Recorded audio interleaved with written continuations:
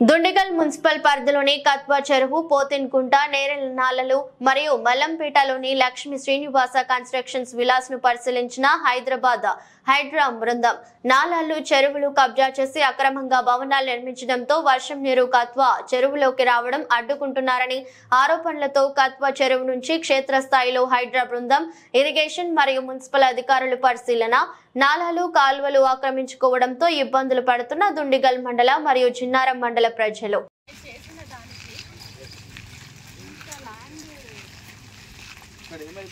సామాన్యులు కొనుక్కున్నోళ్ళకి ఇబ్బంది అవుతుంది. వాళ్ళు ఏదో లోన్ పోతారు, సాఫ్ట్వేర్ ఉంటారు, వాళ్ళు ఏం చేస్తారో